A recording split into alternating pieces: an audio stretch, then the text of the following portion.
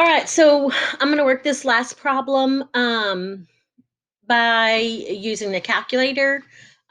You started off exactly the same. You read it according to the study of this, the mean. So our claim is that the mean number of workdays missed due to illness or injury in the past 12 months is, there's the equal sign. So the mean is 3.5. All right, that contains equality. So this must be our which hypothesis? If it contains equality, it's our null hypothesis. So that means that the other hypothesis, the alternative one, is going to be the opposite of this. The mean, what's the opposite of is not 3.5. If the alternative hypothesis is not, then that means this is a two-tailed test. A two-tailed test. Okay. Now this tells us that we are supposed to just use the p-value to determine the outcome of this test. So we know it's going to be a z-test. This is a z-test. We know it's a z-test because they give us this population standard deviation. Okay. We've randomly selected, so it is a random selection. Our sample size is 25. It's given right there. And of those 25, their mean, so the sample mean is 4 days. Okay. So that's the information, and this information should be enough to get us the answer. So over here on your calculator, you're going to do menu, and you're going to do statistics, and option number 7 is stat tests. So this is a z-test because we know the population standard deviation. In the next section, we're going to be doing t-test. And then in the last section of chapter 7, which I think is 7.4, we're going to do one proportion z-test. So everything that we're doing today, I believe, are z-test. And the reason that they're z-test is because they give us the population standard deviation. So we're going to select option number 1. It's going to tell you right here that you picked a z-test. And we have to tell it, are we going to get our information from a data set, or are we going to get our information from summary statistics? And we have this right here is the summary statistics. So we're going to say, okay. And now it's just going to ask us to list them. Now, this is the mean up here that we're using with our null and our alternative hypothesis. And all they're going to want to know is what the number is. So 3.5 is the number because we're using 3.5 in both of these.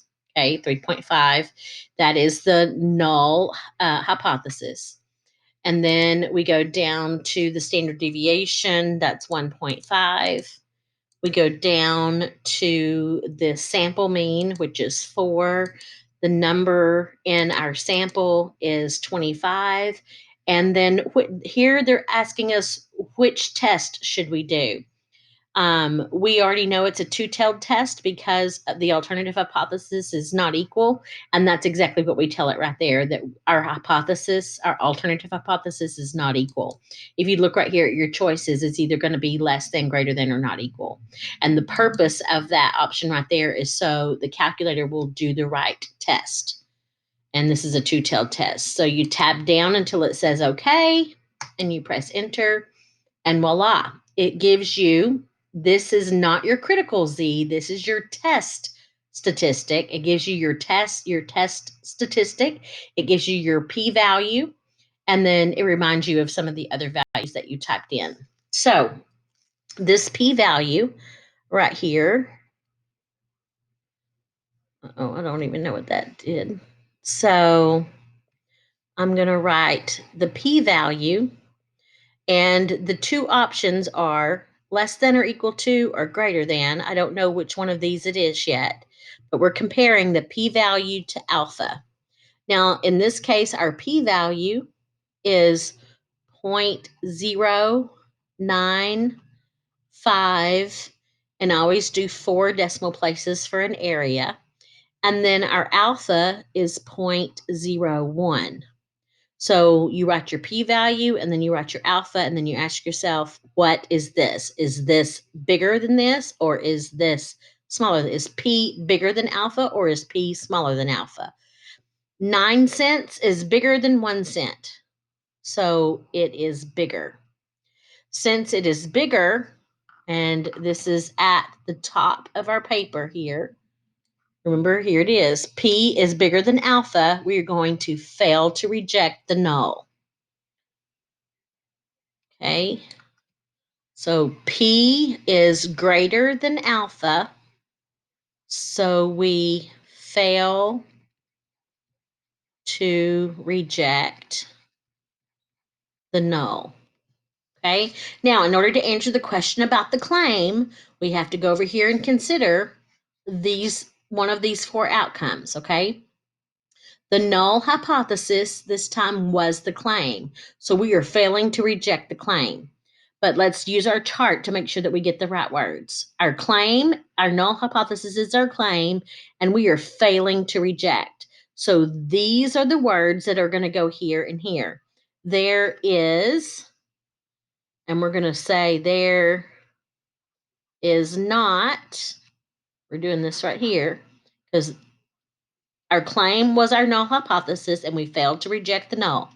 There is not enough evidence at, this is 1% significance level, to reject the claim that 3.5 is the average number of sick days missed due to illness. Okay, so be sure you could go back. You should practice.